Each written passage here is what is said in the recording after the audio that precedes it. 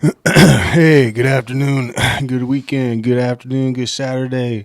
I had a couple podcasts scheduled, didn't work out. Anyways, no big deal. Not your problem, mine. Anyways, there was some crazy stuff that happened. I'm not sure if it was yesterday. I think the day before yesterday. Chad Doerman, or Doerman, I think his name is. I'm not sure. I'm going to put his picture probably like right here or something, and I'm going to play a video, and I'll have the video probably playing like right here or something in post production. But I'm going to play it and watch it real quick, and then so we'll just watch this together.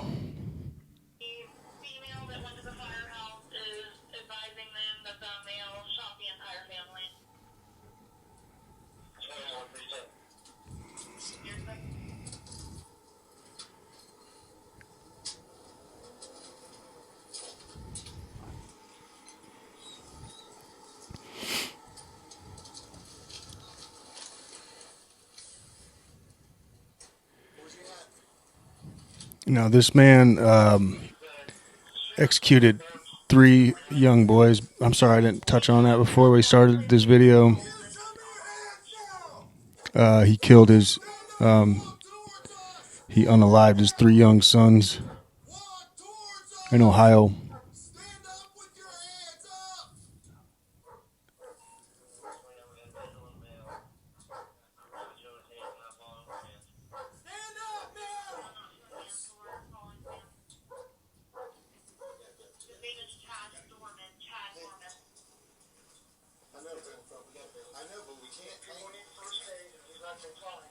Chad Doerman. Full confession and everything. I don't know. Nobody knows really anything yet. We just know what he did. Supposedly, right now the cops are walking up. But he executed his 3 young sons. And I guess in the process, somewhere in there, just the day before yesterday, in the process, somewhere in there, his eldest son escaped and ran off the property, and he literally ran after his son and grabbed his son and drug him back, and continued and went ahead and completed his whatever he was doing. He killed his eldest son after dragging him back on the property. Dude, there was a couple things I want to touch on, but I just want to get through this video first. I'm sure you guys have seen it. It's just,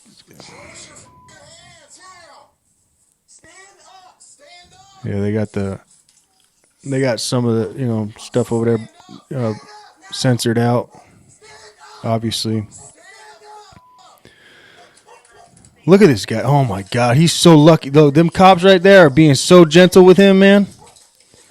I can't imagine what's going through the police officers' minds. I mean, who trained? Nobody trains for that, dude. Like I'm not. I say we, but I'm not a police officer. But I've been through a lot of military training and stuff, and I can't remember training for a scenario walking up to 3 kids executed by their father. Like, Jesus Christ, man. Like, your father, dude. Like, the man you wake up to begging him to make you cereal. Like the guy who's supposed to teach you how to swing a baseball bat. Like, the guy you're supposed to trust with your entire everything. And what? Jesus, man. I can't believe it, dude.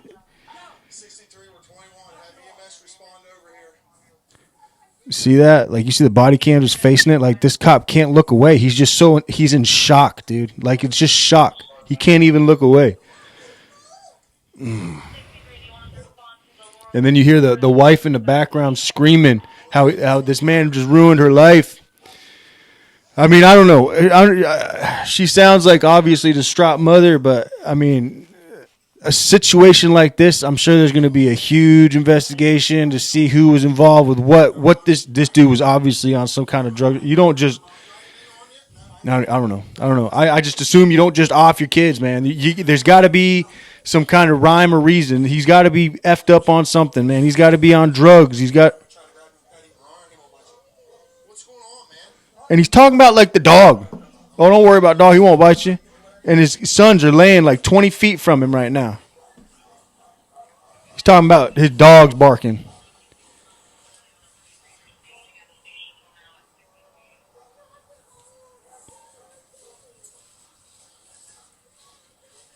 All right, well, they got him now. They got him in the custody there. All right, that's about the end of the video. Oh, my God, man. Dude. All right, so first of all, this dude's name, Chad Doerman, 32 years old. 3 years younger, 3 years younger than I am. Oh, my God, dude. Forgot to turn something on, but don't worry about it. Screw it. It's too late. Oh, well. It's going to bother me. All right, we got it. Sorry, guys. I'm not going back and doing that recording again. All right. Anyways, so Chad Doerman, 32 years old, Richmond, Ohio. Okay. He confessed to killing all three of his sons the day before yesterday. His lawyer, and I watched this. I watched the. I guess the initial hearing where you sit in front of the judge, preliminary hearing, I think is what it's called, where you sit in front of the judge and they basically tell you, what's about to happen, what kind of like schedule some stuff out with your attorneys while you're present, and then, I say this out of experience. Like I've been to court. That's for another story for another time. But yeah, so this was like his preliminary hearing, and he was bawling, he was crying, like he wasn't even crying when the cops rolled up to his house. I bet you he was in shock. I bet you Chad Doerman was in shock, dude. The father, after doing something so extreme and so just traumatic, like he must have just shifted himself into shock. Like you could see it as the cops walk up to him, like he starts talking about the dog, like trying to make the situation that's going on over here with what he had just done, make it a little bit smaller, right? In his mind, make it a little bit smaller just by talking about the dog. And that's what happens when you go through traumatic incidences. You try to like make things smaller and make less traumatic things bigger. It's just how trauma works, man. Well, trauma works in a lot of different ways, but from this specific situation, from what I saw in that video, it looks like he had driven himself into some kind of shock, and so he was in shock. The police were in shock, pushing forward, man. So supposedly, his attorney asked for $75,000 bond. What? $75,000 bond for killing three young, I think the oldest one was 7 years old. His young kids, his young boys, his sons. His attorney had the balls to ask for a $75,000 bond. What judge in their right mind would let that man out for less than $5 million? I don't know what the prosecution asked for. Obviously, this dude's not out on bail. They asked for something. It was like $100 million or something. It was like the highest bail in Ohio ever asked. I'm pretty sure it is the highest bail ever asked in Ohio. But hey, accepted here. Acceptable bail. $100 million. Nobody wants you in the community, bro. You know what I mean? Like Chad Doerman, you are the last person any human being today wants in the community. So you are exactly where you need to be. You'll never hear this, but if you ever get a chance to hear this, dude, you in that little cage that you're in right now, that's pretty much where you belong. Executed three sons under the age of 7, 3, 4, and 7 years old. 3, 4, and 7 years old. Think about that. Not everybody grew up with a father, okay? Not everybody grew up with a parent, okay? So those of us that have grown up, well, I kind of grew up with a father here and there, but those of us that have grown up with fathers, think about this for a minute. You're 3 years old, you're 4 years old, or you're even 7 years old. Like, what do you think of your father, right? I remember my dad, like I used to go to school and like brag, like my dad's the strongest man in the world. Like my dad can lift my whole house on his pinky. Like we used to talk trash to other, kids in grade school. Like that's what you would do. Because in your eyes, your dad was the biggest, the baddest, the best, what a man should be at this age, 3, 4, and 7, what a man should be is what you idolize in your father. You know what I mean? So it's like, it's just to try to imagine like being 3, 4, or 7 years old, and the man I idolized, the man I wanted to grow up to be like, the man I wanted to grow up to be, I just watched him execute my, like, for, example. I'm trying to put myself in these kids' shoes, man, which not obviously I'd never be able to, but I just want to like paint this picture, this traumatic picture. But imagine being a child and you see your brother just get smoke checked by the man that you idolize. The oldest son, what he immediately went to in his mind was get the hell out of here. He just ran. He just booked it. He just left.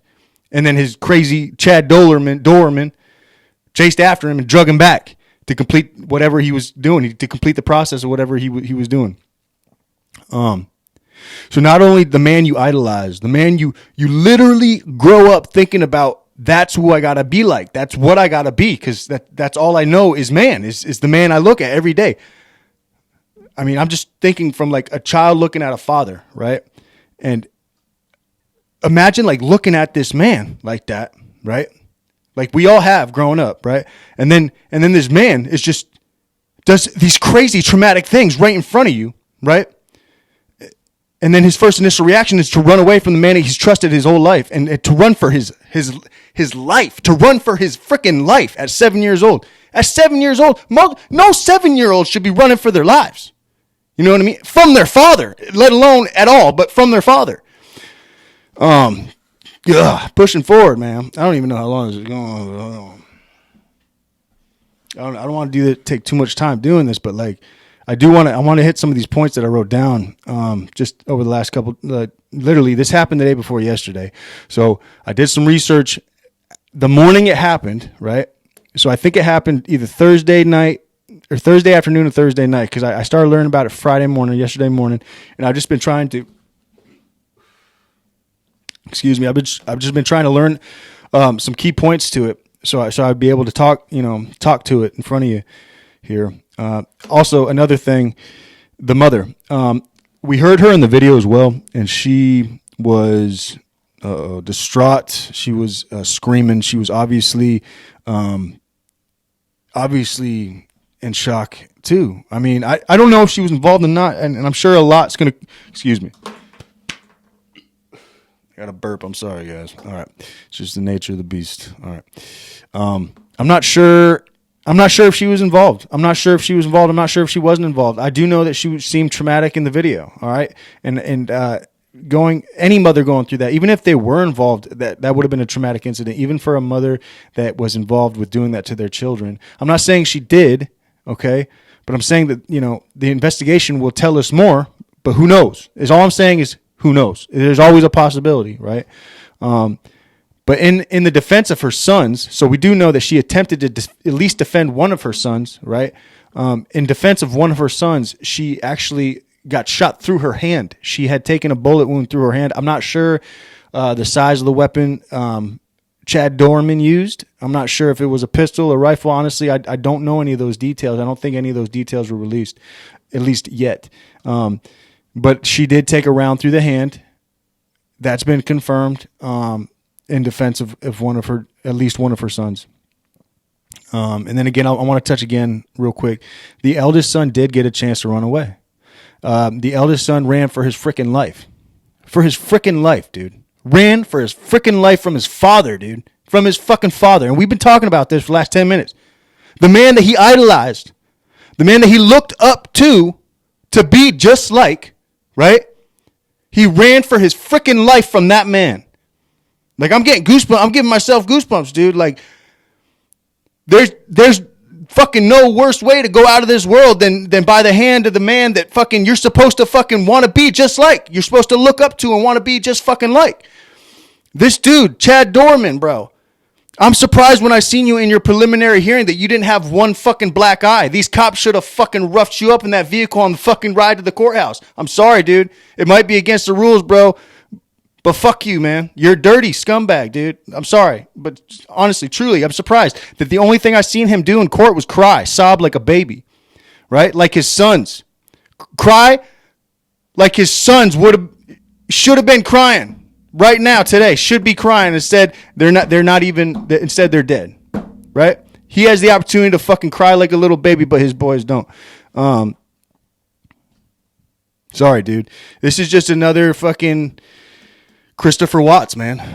Chad Doerman. But he didn't kill his wife. He killed his children. Christopher Watts is another effed up case. Maybe I'll do another video on him one time. I don't know why I'm getting into this psychopath kind of trail, but it interests me, and I keep going into these ways that interest me. If it interests me, it feels good to me, I'm going to go that. I'm not saying this feels good to me, but I'm saying that it's interesting. Just the idea that this psychopath did this to his own freaking flesh and blood. It's something that I want to dig into and learn more about. I don't know why, but it's something that I want to learn more about. So if I want to learn more about it, I'm going to end up presenting it to you more than likely at some point. So there's this guy, possibly Christopher Watts. I'll get into the alien stuff I want to get into too. I want to do another one of these little reaction kind of things to that crash I spoke to with during the emergency broadcast with Ricky the other day. I spoke about a crash that took place. I think I said California. It actually took place in Nevada. I'm pretty sure it was in Nevada. Even so, a lot of footage I've been seeing from that, like people are like, "Oh my God, there's aliens in the tractor and stuff and whatever." I don't know, whatever. We'll do a whole video on that. I'm just saying, like, I don't know how much I believe that anymore, but we'll dig into it. Anyways, yeah. Look, man, look into the Chad Doerman case. I'm sure it's going to be over national news for the next couple of days, even into his trial, which I'm sure he's going to plead guilty. He already confessed to everything, so I can't imagine him going to a trial unless they don't offer him anything, which, you know what, they might not. I don't see why they would offer him a life sentence over a death penalty when he's already confessed. Why would they offer him that? Yeah, he'll go to trial. Yeah, we'll all see it. Don't worry. It'll be on national news. But yeah, Chad Doerman, garbage human being, is in the cage that he belongs in right now. All right. Love you guys. Have a good night.